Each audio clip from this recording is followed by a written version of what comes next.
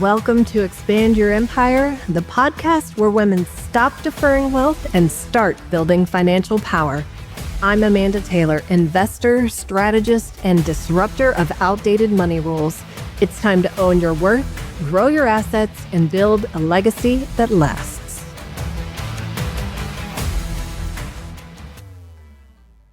Okay, welcome back, Empire Builders. We are on our third of 3 episodes on our alternative investments and wealth building tools that I just want to introduce everybody to because, again, as I talked about in our first one on real estate, I started learning all these tools because I didn't have them.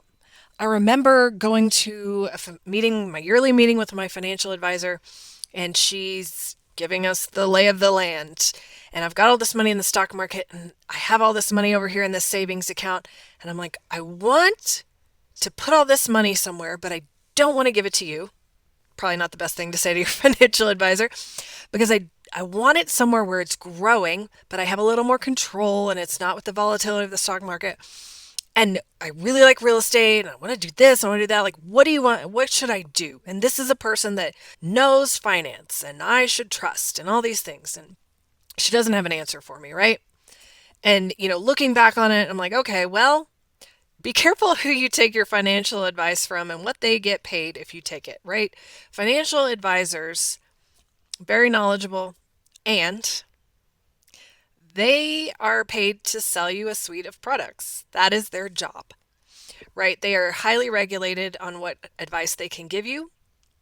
So whether they like an investment or not, if they don't sell it, they can't talk to you about it. So just keep that in mind. A little bit of advice for you on that. But I really wanted to do something with my money that didn't involve the stock market, had a little more stability, and gave me a little more control.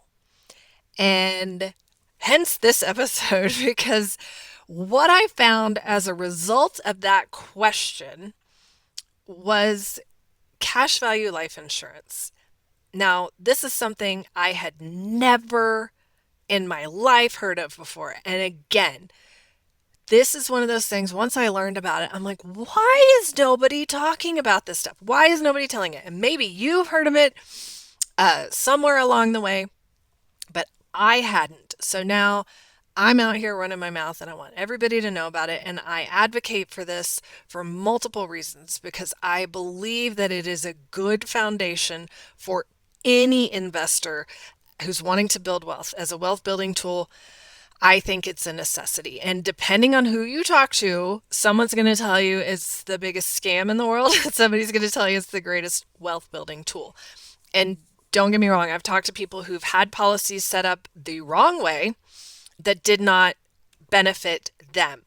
And that's going to happen in any scenario. So a properly structured cash value life insurance policy is a huge, huge tool in your tool belt when it comes to wealth building. So that's what I wanted to get into today. I wanted to have a really grounded conversation. And I think it gets really overcomplicated when you start talking to a broker. Again, not a broker, not a financial advisor. I don't sell life insurance. Now, my partner does, and we sell it to our clients, but not exclusively. It's just a tool that we have. But we're not talking about term life insurance. We're talking about a sophisticated capital structure used by business owners and multi-generational dynasties. But I want to demystify 3 key things and then give you the crucial insights on leverage and tax management that separate the high earners from the dynasty builders. Okay, this is the difference between term and whole life. It's like renting versus owning. It's why the wealthiest families and greatest entrepreneurs have used whole life strategically as their private bank and ultimate tax shelter. Why those flashy indexed policies or IULs, they can create complexity. And most importantly, I want to talk about how to use premium financing to supercharge your policy for maximum impact and asset protection. Again, I'm not selling you anything. I'm educating you. This is an advice or recommendation. I just simply want you to have this knowledge. This usually stays behind closed doors, but once I learned about it, I wanted to tell everybody. I want you to understand the whole landscape because the clarity is the foundation of confidence. So let's dive in. There are two types of protection. Again, like I said, it's like renting versus owning. Life insurance comes in two main flavors, term and whole. Term life is like renting an apartment. It is temporary. You pay a low fee for a set time, and when the lease is up, you walk away with nothing. It serves a great purpose for temporary protection while debts are high. Whole life is like owning a home. It is permanent and it has a cash value component. Think of this as the equity building up inside of your policy. A portion of every payment you make goes into this cash value. And here's a key, it grows stably and predictably. That cash value is not riding the stock market roller coaster. It doesn't swing up or down with the market, it grows based on contractual guarantees and dividends from the company. It is slow, it is steady, and it's guaranteed to never go backwards because of market panic. That quiet, rock solid stability is the number one reason that wealthy families use it. They're looking for a dependable place to put capital that is always available and sheltered from market volatility. Exactly what I asked my financial advisor for. Number two, you use it as a private bank. You're going to hear a lot of critics say that whole life returns are too low. And they're right. If you compare a high risk portfolio, but if you have to adjust your mindset, right? You're not buying this instead of your other investments. You're using it as the ultimate alternative to your safe cash reserves and fixed income assets. Think of it as a opportunity fund. It gives you growth that is tax advantaged and it is guaranteed not to go down. Most importantly, it gives you immediate access to cash without permission from a bank. Let me give you a famous example of this in action. Now, Walt Disney was building Disneyland in the 1950s. He needed cash, but traditional banks didn't see the collateral in a mouse and a castle. Now, Walt Disney had a whole life policy, and he was able to borrow the money he needed from his own policy's cash value on his own terms to fund the early development of the park. That money, quickly accessible, built one of the greatest companies in history. This is the power of liquidity, the ability to move fast when opportunity knocks. Now, here's the insider trick that separates the amateurs from the true wealth builders. The goal is not to maximize the death benefit. The goal is to maximize the cash accumulation and liquidity. The policy has to be designed with the minimum possible amount of the base insurance and the maximum possible amount going into the part of the policy that accelerates cash growth. I won't get into all the technical terms for that, but when structured correctly, the policy is intentionally overfunded to front load the growth. This shifts the focus from insurance to capital accumulation. So if your advisors aren't fluent in engineering this specific structure, they're not setting it up for you, a strategic investor. Now, an advanced strategy for very high net worth individuals, sometimes the most efficient strategy, is not using your own cash for the large upfront premium, but using what they call premium financing. Now, this is a very sophisticated debt strategy. A third-party lender loans you the money to pay the premium. Why would you do this?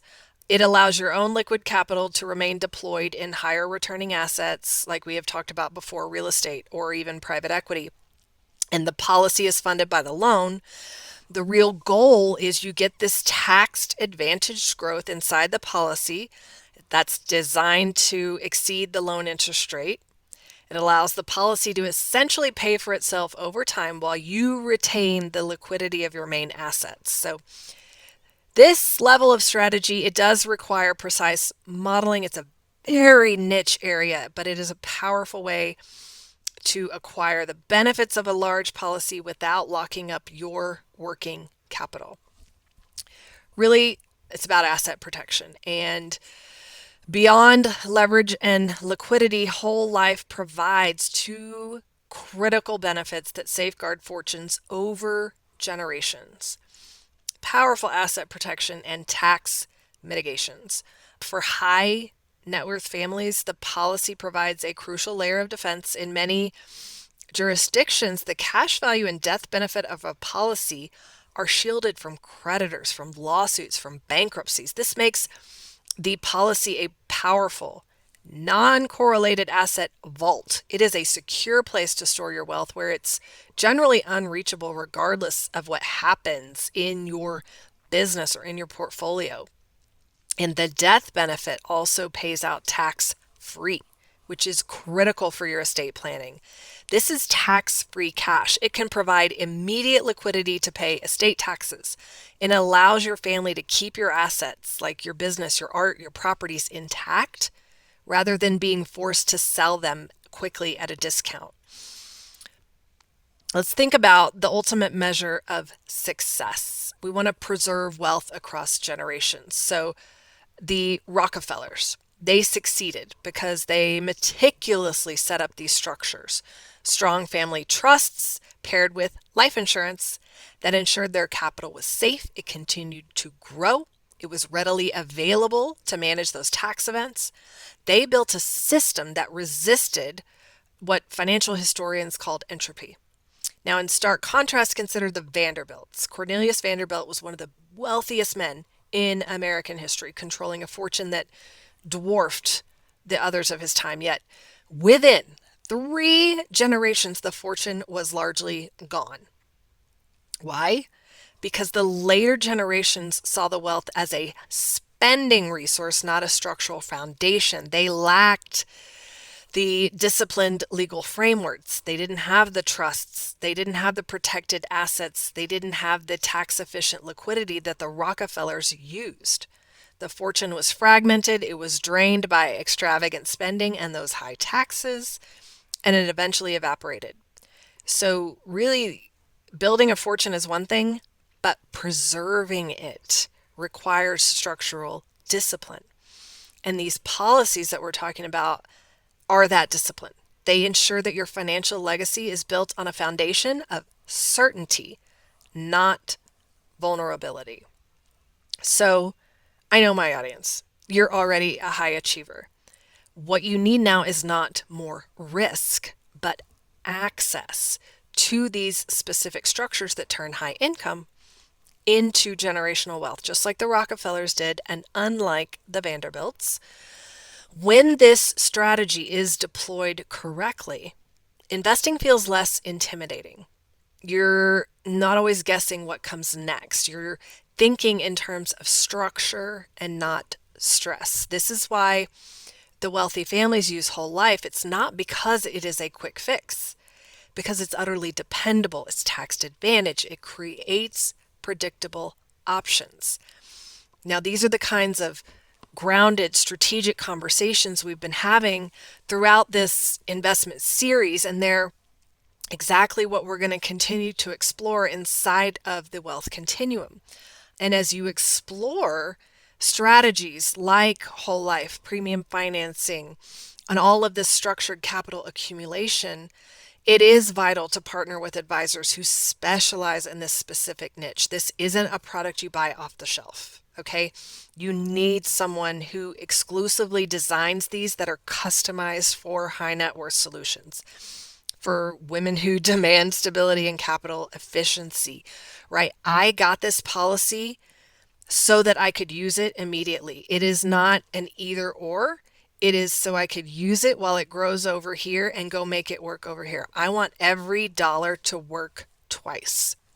So when we build these policies, we structure them to ensure that you are the Rockefeller of your generation. Now, The wealth continuum talks about a lot of different asset classes and wealth building tools. It's not open, but the waitlist is where all the early information lives. So I want you to get on that waitlist now. You're going to find the link in the show notes. So it's not just about the wealth, but about the worth. And we're moving through that continuum, going from earning to owning. So this was a quick conversation about a very deep topic, and we'll go further into it inside of our master classes. And it wraps up our first series on alternative investments here in the podcast.